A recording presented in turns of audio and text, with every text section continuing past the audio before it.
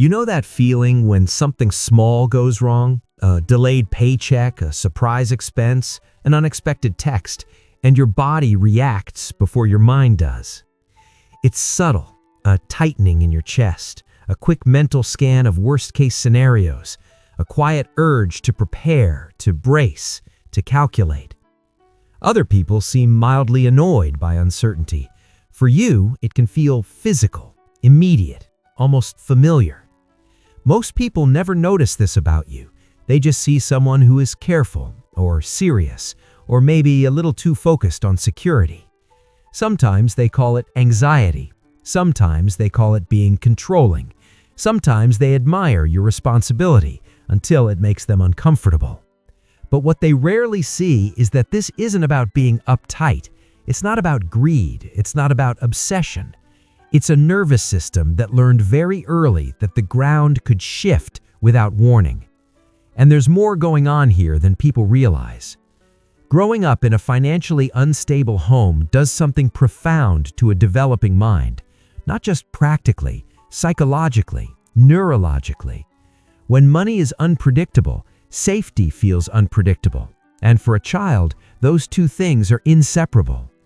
Research in developmental psychology shows that chronic unpredictability in childhood, not just trauma, but inconsistency, heightens sensitivity in the brain's threat detection systems.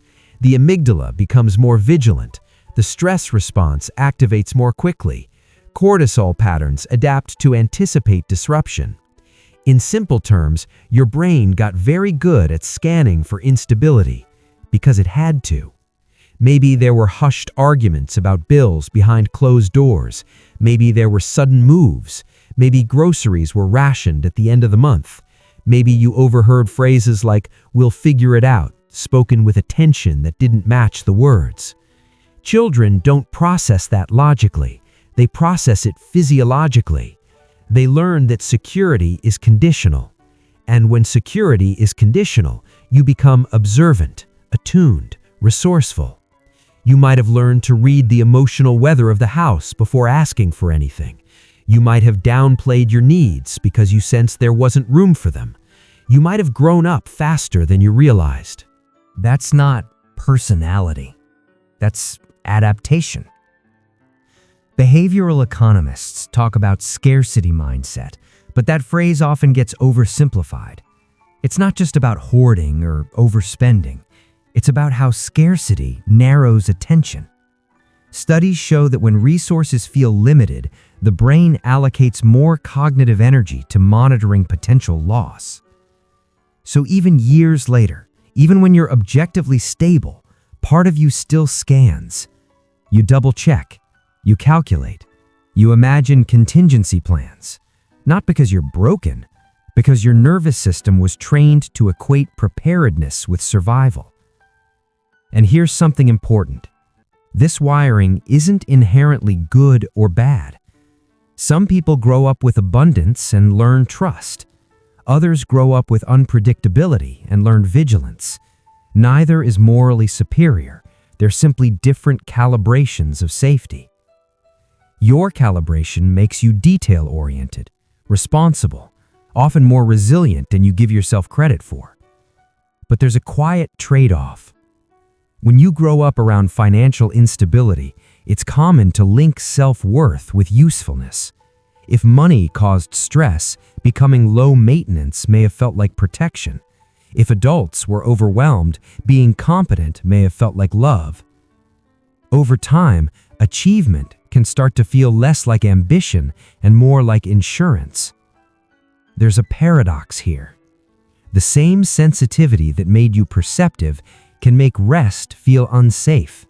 The same independence that made you strong can make receiving help uncomfortable.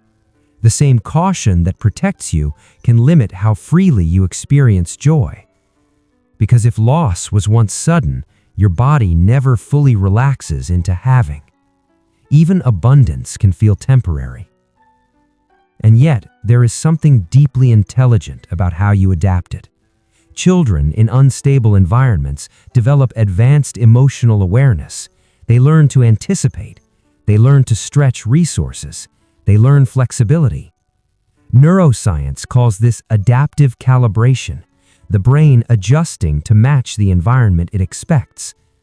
You didn't overreact. You learned the rules of the world you were given. The difficulty comes later, when the environment changes, but the calibration remains. You might find yourself feeling guilty spending money on things that bring you pleasure, or panicked at the idea of debt, even manageable debt, or hyper-focused on savings while quietly exhausted from carrying so much responsibility.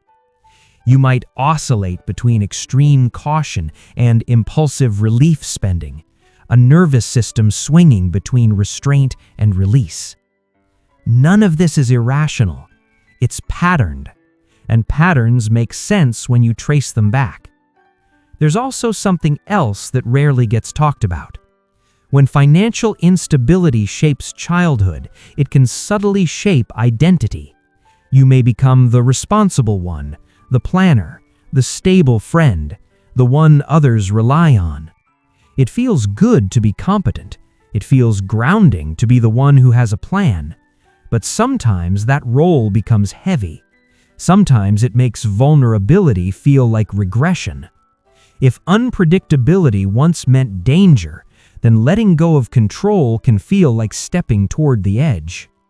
And here's the part that often surprises people. Your relationship with money isn't really about money. It's about safety, belonging, control, dignity. It's about whether the world feels stable enough for you to soften.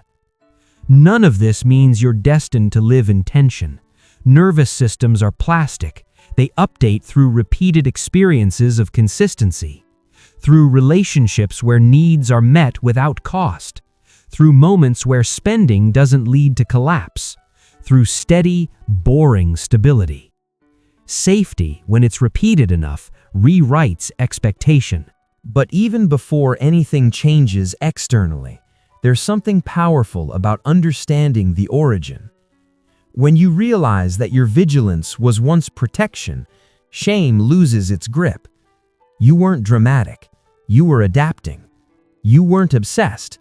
You were trying to make sure no one had to panic again. And there is something deeply honorable about that. Growing up in a financially unstable home often creates adults who are thoughtful with resources, empathetic toward struggle, and capable in crisis. You may underestimate how steady you are because you only see the anxiety, not the resilience beneath it. Both are there. You are not broken for feeling tense around uncertainty. You are not flawed for caring deeply about stability. You are not excessive for wanting a buffer, a plan, a margin. Your system learned that unpredictability had consequences. Of course it responds. And maybe, slowly, gently, you can begin experimenting with new evidence, small risks, small softness, letting a good moment exist without scanning for the cost. Not because you should, but because your body deserves to experience safety as something more than the disaster. If this feels familiar, there are other patterns that grow quietly in environments like this. Ways of loving, ways of achieving, ways of protecting yourself that make more sense than you were ever told. And understanding them doesn't change who you are. It just helps you see yourself more clearly.